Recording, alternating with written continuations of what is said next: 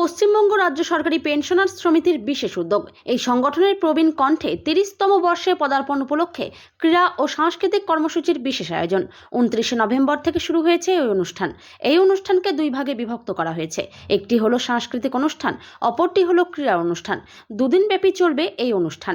২৯শে November বিকেল থেকে শুরু হয়েছে। ৯ বছর এবং ৯ বছর থেকে ১৬ বছর বয়স পর্যন্ত এই প্রতিযোগিতায় অংশ নিয়েছে প্রতিযোগীরা। পাশাপাশি ৩০শে নভেম্বর হবে হিট উইকেট ও মিউজিক্যাল চেয়ার। সমিতির দপ্তরে মহিলাদের আলোচনা অনুষ্ঠিত হয়। বিষয় ছিল সংগঠন সম্পর্কে মহিলাদের ভাবনা। এটি কোনো প্রতিযোগিতা নয়, ছিল ছোটদের আবৃত্তি, বড়দের আবৃত্তি, ছোটদের গান, বড়দের গান। কর্মসূচিতে উপস্থিত ছিলেন পশ্চিমবঙ্গ সরকারি পেনশনার সমিতির জেলা সম্পাদক প্রবীর ধর সহ অন্যান্যরা।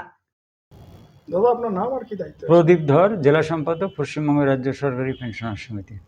কি কর্মসূচি চলছে আজকে? আজকে আমাদের প্রবীণ কণ্ঠের ৩০ বছর পদার্পণ। সারা রাজ্যব্যাপী বিভিন্ন জেলাতেই এই প্রবীণ কণ্ঠের ৩০ বছর পদার্পণকে কেন্দ্র করে এই কর্মসূচি। আজকে যেমন বসে আঁকো প্রতিযোগিতা আমাদের জেলাতে হচ্ছে, আগামীকাল আছে মিউজিক্যাল চেয়ার, হিট উইকেট, আবৃত্তি, সঙ্গীত ইত্যাদি প্রতিযোগিতা হবে এবং 15ই ডিসেম্বর আমাদের জেলাগত কর্মসূচি হবে। সেখানে আলোচনা হবে। আলোচনার সাবজেক্ট এসো দূর করো এই অন্ধকারের দুয়ার। আজকে এই বৈশাখ প্রতিযোগিতায় কতগুলি বিভাগে অংশগ্রহণ? দুটো বিভাগ, ক বিভাগ 1 থেকে 9 বছর পর্যন্ত, খ বিভাগ 9 বছর 1 দিন থেকে 16 বছর পর্যন্ত। এখানে 31 জন পার্টিসিপেন্ট আছে এবং তাদের প্রথম দ্বিতীয়কে আমরা স্থানাধিকারী করব।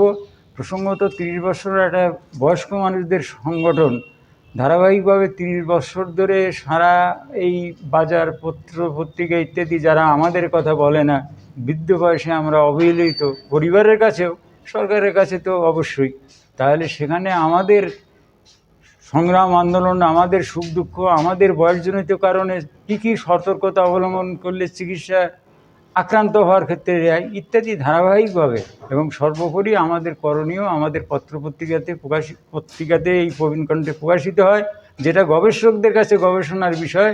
30 বছর ধরে এইরকম একটা 60 ঊর্ধ্বের বয়স্ক মানুষরা কীভাবে একটা সংগঠনের পত্রিকা সেই সাগরদ্বীপের গ্রাম থেকে দার্জিলিংয়ের গ্রাম পর্যন্ত সেখানে পৌঁছাচ্ছে। এবং বয়স তো আমরা হাঁটা চলা ইত্যাদি সমস্যা, কিন্তু আমরা আমাদের গ্রাহককে আমাদের কর্মী নেতৃত্বরা পৌঁছে দিচ্ছে সংগঠনের বার্তা এবং পরিস্থিতি উপযোগী সংগঠন এবং আমাদের করণীয়, আমাদের বেঁচে থাকার তাগিদে যে আন্দোলন সংগ্রাম সংগঠিত করা দরকার সে কাজটা নির্বিচ্ছিন্নভাবেই করে যাচ্ছে। আমার পূর্বসূরীদের নিরলস প্রচেষ্টার মধ্য দিয়ে এই বার্তা আমরা সমাজের অভ্যন্তরেও পৌঁছাতে পারবো বা আরও সংগঠনকে প্রায় 1,15,000 সারা আমাদের রাজ্যে পেনশনার সমিতির সদস্য, যেটা ভারতবর্ষের মধ্যে এমন কোনো সংগঠন দেখাতে পারবে না যে এত তার সদস্য সংখ্যা। স্বাভাবিক কারণ এই দায়িত্বও বেশি, কর্তব্যও বেশি। সেই লক্ষ্যে আমরা সামাজিক সংগঠন বিভিন্ন কর্মসূচি পালন করি। আমরা রাজ্য সরকারের অরণ্য সপ্তাহ উদযাপন আমরা যেমন করি, আমরা গরিব দুস্থ ছাত্রছাত্রীদের বইপত্র ইত্যাদি প্রদান করি, আমরা বিশ্ব পরিবেশ দিবস পালন করি, আমরা স্বাস্থ্য শিবির করি, সেখানে সচেতনতা বৃদ্ধির লক্ষ্যে এই সমস্ত কর্মসূচি এই সমিতির মধ্য দিয়ে আমরা প্রতিপালিত হয়। সেই নিরিখে একটা পত্রিকার 30 বছর ধাপ হিসাবে আমাদের আজকের এই কর্মসূচিটা এবং 15ই ডিসেম্বর আমাদের জেলাগতভাবে করার মধ্য দিয়ে আমাদের কর্মসূচির সমাপ্তি এবং পরবর্তীকালে জানুয়ারির 8 তারিখে কেন্দ্রীয় স্তরে বিভিন্ন জেলাকে সমন্বিত করে এর পর্যালোচনা এবং সেখানেও কর্মসূচি অনুষ্ঠিত হবে। ক্ষতিকারক প্লাস্টিকের ক্যারিব্যাগ বর্জনের নির্দেশ দিয়েছে সরকার। চারিদিকে চলছে সচেতনতামূলক প্রচার কর্মসূচি। রায়গঞ্জেও তার ব্যতিক্রম নেই। ক্ষতিকারক প্লাস্টিক পরিবেশকে চরমভাবে দূষিত করছে। এর থেকে নিস্তার চাই। তাহলে উপায় কি? চিন্তা নেই, রায়গঞ্জে চলে এসেছে বিকল্প ব্যবস্থা। সবার জন্য সুখবর। পশ্চিমবঙ্গ সরকারের অনুমোদনে আগামী সপ্তাহ থেকেই শহরে তৈরি হতে চলেছে পরিবেশ বান্ধব দূষণমুক্ত বিভিন্ন ধরনের বায়ো ক্যারিব্যাগ, যা অবশ্যই পচনশীল। একেবারে সুলভে পেয়ে যাবেন আপনারা।